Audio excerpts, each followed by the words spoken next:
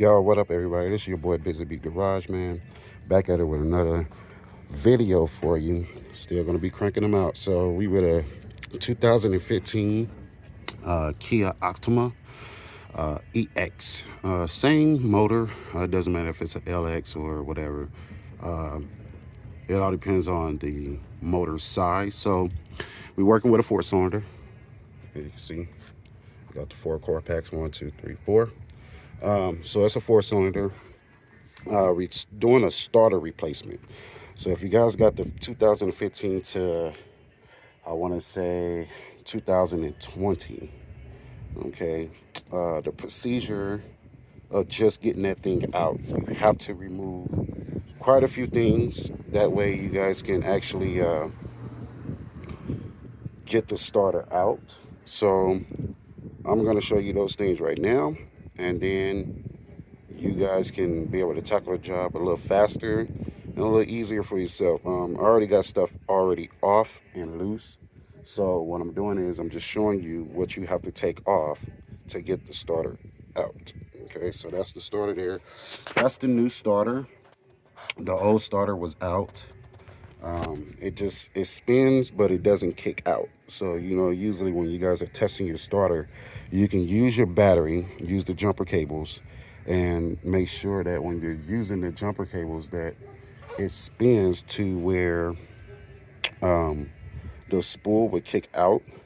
I don't have my tripod with me, but the number one tester is basically touching the ignition coil or the ignition wiring on the starter to make the spool kick out. All right, so how you do that is, like I say, you hook up your jumper cables to your battery here, negative and positive, and then here you'll be doing a negative right here on the terminal or anywhere on the base of the starter where it's fully metal, and then you'll put your positive right here on this bolt.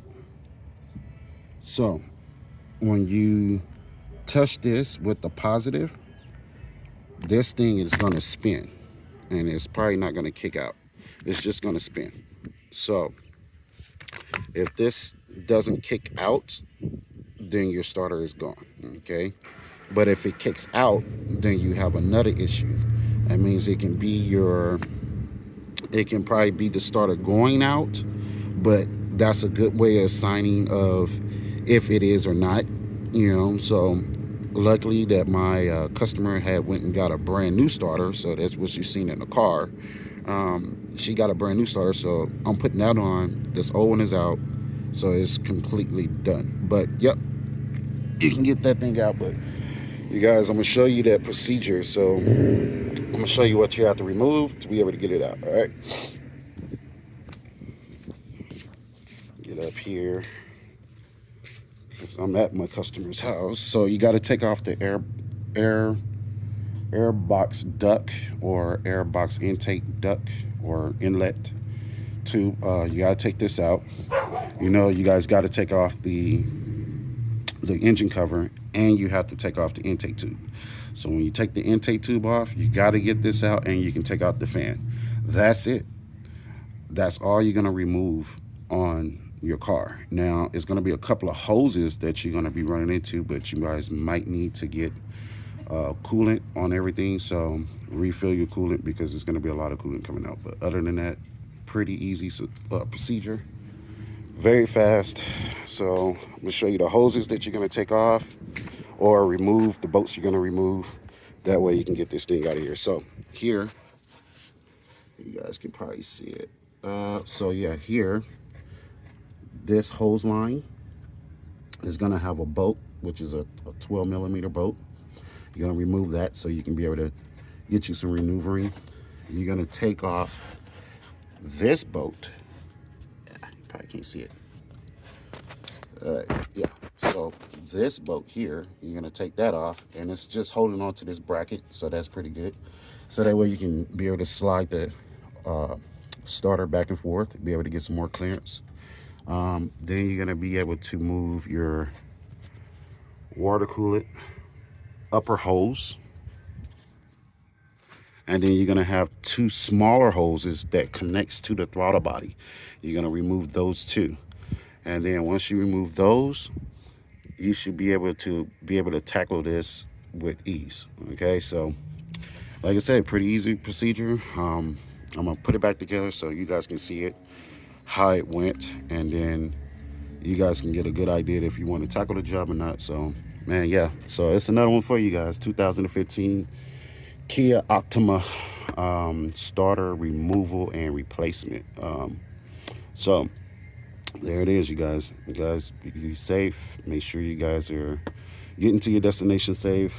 Watch out for all the signs and stuff like that. So love you guys. Holla on the next one. Hey.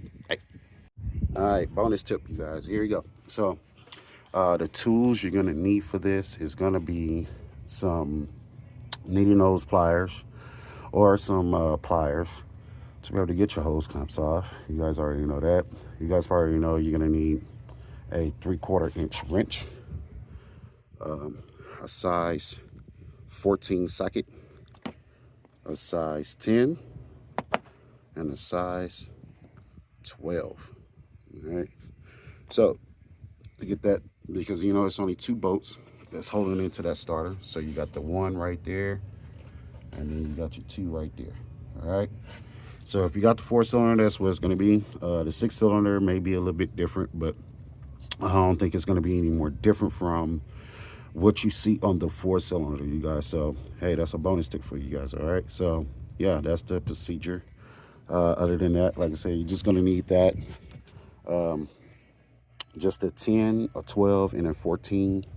And then you're going to need a little pick just to be able to get your, wire connections or wire clip or clip in, plug in plugs are loose, because it's going to run into the dry rot. So make sure you guys have one of those. Other than that, man, that's it right there.